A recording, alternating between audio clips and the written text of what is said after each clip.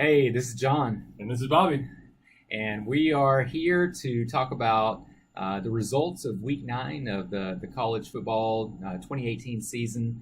And we're going to start by sort of breaking it down while we're here in Thailand, and we're gonna break it down by conference, some of the conference games, yeah. And so we're going to look at the Big Ten, and first we had the number 20 Wisconsin, and they win against Northwestern. Once again, Northwestern pulled off that crazy stuff that they pull off. Don't they do it every year? They do. They just surprise people in the Big Ten. So Ultimately, they don't do well. Yeah. At the end of the season, they're never doing great, but they pull off these upsets, and they did. 31-17. And so that was big for Northwestern. But Northwestern's actually doing pretty good. Yeah. As far as in the conference, I mean, they've only lost one conference game. And they're going to a big showdown next week, which we'll get into the next video. That's right. Exactly. And then we had Iowa played at Penn State. And I don't think this was a surprise. I mean, Penn State has had some struggles here. I actually called Iowa last week, and I just thought that they had shown, I thought they just had more than what they actually showed in this game. I thought this was going to be a close game. I actually chose Penn State to squeak it out. It was pretty close. To lose back-to-back or the 3 home games in a row, I just couldn't see that happening, or 3 home games this year. So I think Penn State pulled it out, and Yeah, they did. They did.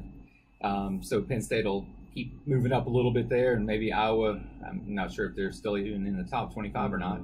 But then let's move to the Big 12, and starting off with Texas and Oklahoma State. Oklahoma State has had their struggles through this season, and somehow they pull off the win here. I mean, you just looked up at the score, and all of a sudden it was like Oklahoma State by like 20-some points. Yeah. And I don't think anybody expected that.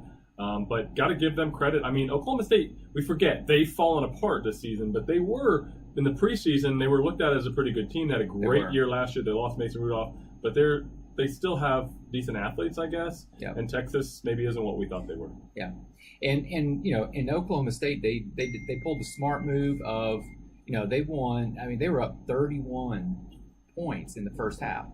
So they scored monstrously. I mean, not up 31 points, but they scored 31 points in the first half, and that's a lot. Hard to come back from that. Sure. Kansas State at number 9, Oklahoma.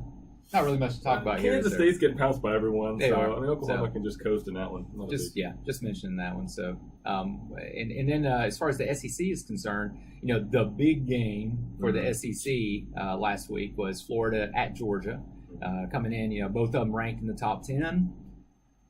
Were you surprised?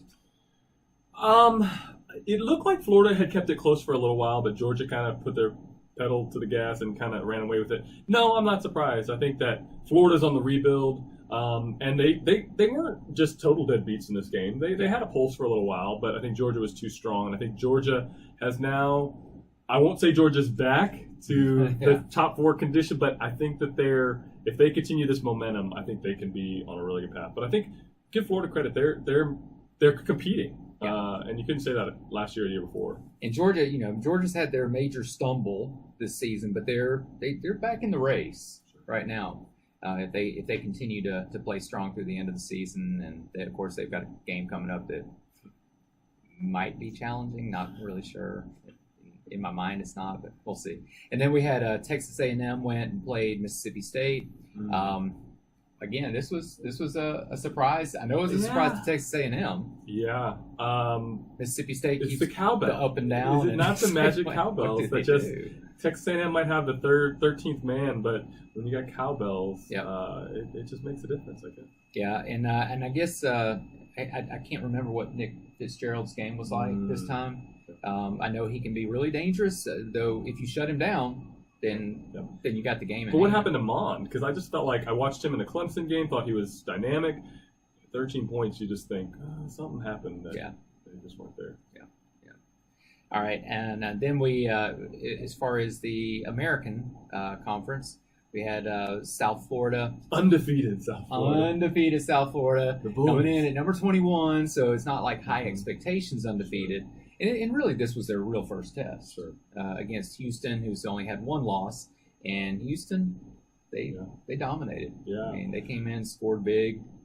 Yeah, I mean, South Florida, we knew they were scraping by people. Their one win they hang their hat on was Georgia Tech, which they beat the triple option. Yep. But Houston put up 57, and I think Houston is a team you got to watch out for. One loss to a Power 5 school. So Houston, I don't know. We'll see. South Florida, out of the rankings, but Houston looks like they could be a good team. They do.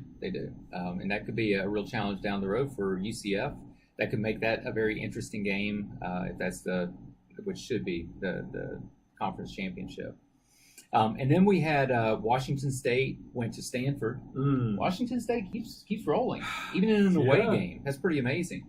Of course, it did require them to score 17 points in the fourth quarter. So Stanford had to, Stanford was leading. They had that game, and they blew it. And that's typical Stanford this year. They're not able to hold anything or keep anything that is expected of them. But Washington State, man, that is a sleeper team even for the playoff. If they were to run the table, be the Pac-10's one hope, and get some help, Washington State could be a team to watch out for. Yeah. I don't think they're that great, but their offense seems to be pretty dynamic. Who knows? Yeah, and despite Oregon's flashy uniforms, they continue to implode.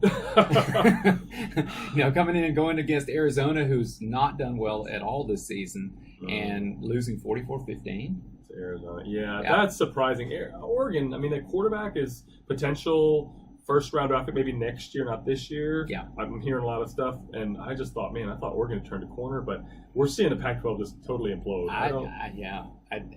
Speaking of which, Washington playing Cal and losing 10-12. 10-12. What it's is this? Baseball? What on earth? And Cal.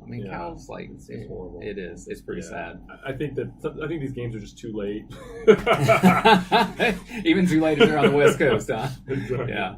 Well, and then as far as Mountain West, the only one we're going to mention this time, even though San Diego State and there's some strong teams, we're going to mention Boise State because of Josh. Yes.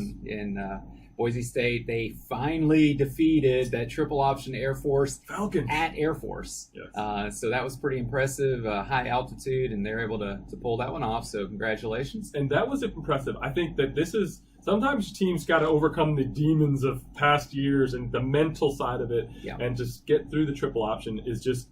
I think you could feel a sigh of relief for all of Boise State's fan base and just the team to get through that. I think now, I'm not sure what's left on the schedule, but I think Boise, Red Rippon's been playing better. I feel like they've got a lot of potential. Five touchdowns in the air in that game. So Rippon he definitely had a game which was super helpful. All right, so let's talk about Josh's upsets, and one was in the ACC. Clemson, Florida State. He said Florida State was going to pull off an upset there, and wow. Yeah. Not even close. I'll be honest, I didn't even see 59-10 being a score. I thought maybe 20, 30 point, but yeah. I'm not that surprised because Florida State, my goodness, they've just been so sloppy this year. They've just looked ugly. So, you have a good team come in, and it's like they put them in their place. But at home, with the athletes they have, they got to do better than that. That's just not Florida State. And when you got this professor up there, no shirt on, reading a book in the stands, that's just a disgrace to this program. So, I don't know. Willie Taggart, pretty good together. That was the most interesting part of that game, wasn't it? Okay. Maybe beating Florida might be the only thing that saves them this season. Maybe. If they could do that. Maybe, yeah. That's a big if at this point. Then you had Georgia Tech at Virginia Tech, so Virginia Tech had to face that triple option, and they got steamrolled, and they could not do anything. So we'll just say that it's Virginia Tech. How many years have we played the triple option? Bud Foster, please. I know they're new kids; they don't have the system, but that was just horrible. Yeah.